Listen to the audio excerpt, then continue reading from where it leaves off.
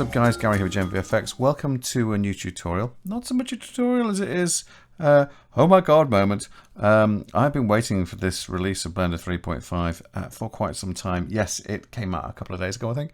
And I've been very busy with other things, so I haven't been able to do anything at all. But I have been so desperate to have a play with this because Blender 3.5 has something which is going, it's mind-numbing. It's mind-bending, and actually is something which makes absolute sense that it can be done. Live compositing. Live compositing while you're in a scene. Let's just get on with this. I'm going to show you what I mean. I've got one of the old cars that I made. Let's just open it up now. This, as you remember probably, is it was a very simple hover car. I've added a few little bits to it. I've added some vents that were more sort of like whooshy, get me off the groundy things. Just because I looked at it and went, let's add something else to it. So you can see this is what it looks like now. And also, I went rose gold. I know, I'm sorry. I still love orange, but I went rose gold. And it's got a little bit of a nice little fresnel. It looks nice. It looks okay. You know, I've done worse. I've done better. But I actually quite like this. So I thought, well, how does this work, this compositing thing? There must be, how does it actually work? There must be a way for it to work.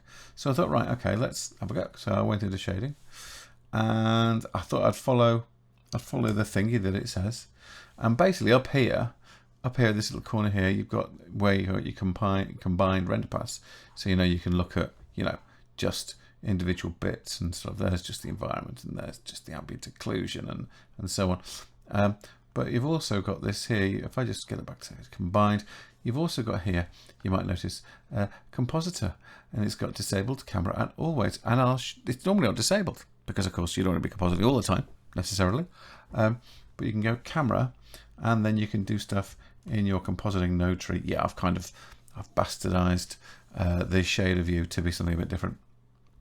So where the shader engine was, instead of that, I have now got, where are you? I've got the compositor window there, the compositor, yes, little sheets, there we go. Rather than the shader editor, which is that one there. So let's change that back to the compositor so I can see my node tree, which I turned on. Now this is obviously just render layers and alpha and depth and so this and a viewer. So let's just do this.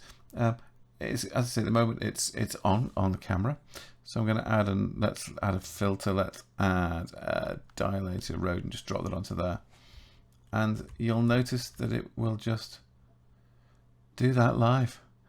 Oh my days! Now for some reason it's gone black and white. I think that possibly might be an issue, but as I say, this thing is early stages. But if I turn off this, if I pull away from the camera, it goes away. It goes away. Why does it go away? Because let's go back to the camera. There it is again. Because I haven't set it to always. You put it on always, you fold away, and then this is a live filter effect. This is a live compositing node, so you can do all sorts of funky things. Just Control X, just get rid of that. Let's add some of the color ones. I'm going to add a posterize. There you go, and you can see it does a kind of a posterize, so it brings it down to a certain number of figures. If you just set it to 3, you're just going to get 3 colors throughout the entire thing. You can just about see 2 shades of blue, orange and yellow, and then there's a top and a bottom, and you set it to 6, and you're getting we're getting live posterizing. I mean, how cool is that? How cool is that? It's just, I'm just blown away. I am literally blown away by this. Say I wanted to just do a color effect. So I just want to, let's get a filter. Let's put on blur. Why not? Let's blur it in the X. Oh my days. Oh, let's pop it back onto the camera. Let's pop it onto the camera. There we go. Always. So I've now got constant blur in either direction that's happening live in real time. I mean, this is superb. This is superb. Now, what I haven't tried yet, I'm going to try it now while I'm with you, is I'm going to try a layer effect. I'm just going to blur this. Let's just, there we go. Let's go back into the actual camera view, and we'll just turn this back to camera rather than always. Now, I don't have to do variable size and stuff. I'm just going to set this to 30 by 30. Okay, there we go. And I'm going to leave it, turn off the variable size, just set it to relative. Let's do it in percentage. Yeah, percentage is good. 5% and 5%. And I'm going to get here, let's get the alpha over. Yep, let's do this.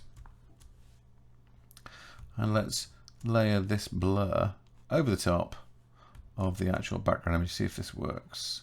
Now, what you'll notice, by the way, is that there's a little thing here in the corner, this exclamation mark. And basically what that means is, if I leave that over there, render pass is not supported in the viewport compositor. So you can see there are some things which are not going to be supported.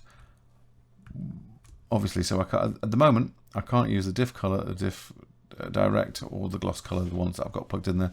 They won't do anything, which is a shame.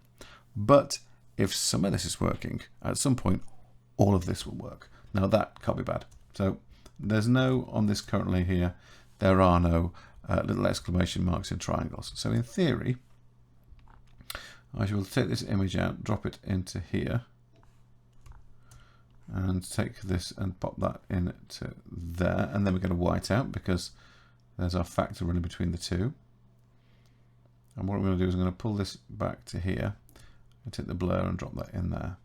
And so now what I've got is there's my blur, 100% on the bottom one, which is 1, that's 0 on the top. If I just go in here, let's just take this up a little bit. So it's kind of like a fakey glow. But if I want to, I think I can do a glow. So go to filter, and it's, which one is it? I can never remember which one it is. Is it effect? No, it's, I thought it was a filter. Glare. Ooh, let's try its filter there, see if it's on there. Soften. All right, let's have a look.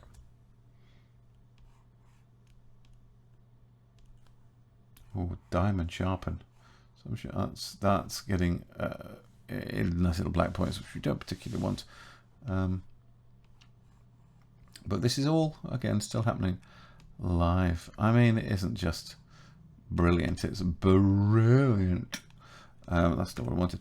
But, you know, that's how I generally do glows anyway, is by taking something like a blur and then say, right, well, if I'm still not entirely happy with how the blur looks, or maybe I want to just crush it down a bit so it's not as bright everywhere. So we're going to add in here a color, and I should be able to get some RGB curves. There we go. And that's going to work okay. So I can do this. There we go. So I'm bringing down the darker areas and just leaving the brighter areas. And then let's pop this into there, and that into there. And that is a little bit more like what we want. Just a little bit of alpha blurring over the top. But, you know, at the moment that's... I think we can do these additively with the mix RGB, can't we? Anyway, the point is, of course I can do it with the mix. That's probably a better way for me to do it, actually, is it not? Let's just try this. Let's do it with a mix. Why not? Image into the bottom, this one into the top, that into there, and then change the mix to additive. Look at that. Look at that. Absolutely marvelous. This is the future, my friends. This is what we are talking about, because being able to do these things on the fly also means that we can do animation in here on the fly and see it happening before we even have to press anything in Composite. So give you a little idea what I mean. I'm going to go back here to color, and I'm going to put an exposure node on this. So I wanted my scene to start off all blown out. Yeah, so really high, over the top. If it's rendering linear, it doesn't matter. You can do it in post, but this is what we're doing. We're doing live post. So let's set it to 4 because it's not quite so bright. And let's insert a keyframe, pressing I if you want to do it that way. I'm going to go 1, 2, 3, 4 frames, set that to 0, insert the keyframe. So what we can do is this. Now, from the beginning, we'll go. In fact, I go right that keyframe. I need to move that one a little bit further down, so it's a little bit nicer. We can see that there, can't we? Yeah. So I can do this. Pop that to there, and now we get a little bit better. let's just take a look at the curves here. So let's go into animation and let's change this view. Let's go over here. Let's bring this all, whoops, let's not do that. Let's bring this all over here. Go here, go to that one there. See live, and then let's set it to camera so we can see all the effects. Now that's outside of the render view, so don't worry about that. It's just what we're seeing here. And go right. Okay, now I want this to be my animation curves, and I want this value to happen with a little bit of a. Whoa, let's pop into it like that. So let's pull that all the way to there. So it's a much smoother, much softer. That is the dogs, my friend. That is just wonderful. I love this, and I cannot wait to bring all the other lovely things to it that we have to be able to do. It's going to be the business. But for now, only some things are available. You can go through them all to find out what. We can have a look at the online information over at Blender for what's available and what isn't. It would be nice actually just a little yellow. Maybe here there's a little yellow marker, a little yellow triangle. You know, that just said basically not available yet. But it also then when you'd be able to realise all the sorts of things you can do. I'm going to put a filter on the end. What we're going to do with this one?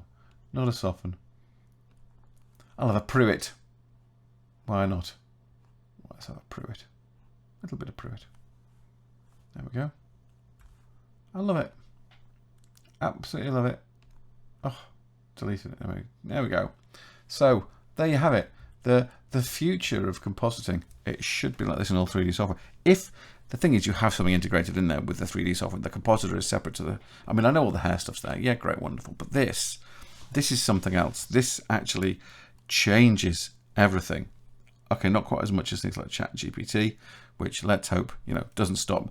If the moment someone says, "Do me a tutorial, ChatGPT, on such and such," and make it sound like it's Gary Newton, no, I don't want that to happen. Right. Anyway, I'm blown away by this. This makes me so happy, and I hope you've enjoyed this teeny tiny little, just this little thing, basically, just about this stuff. Oh, it just blows me away. Makes me very happy. Take care, guys, and I will see you in the next one. Bye.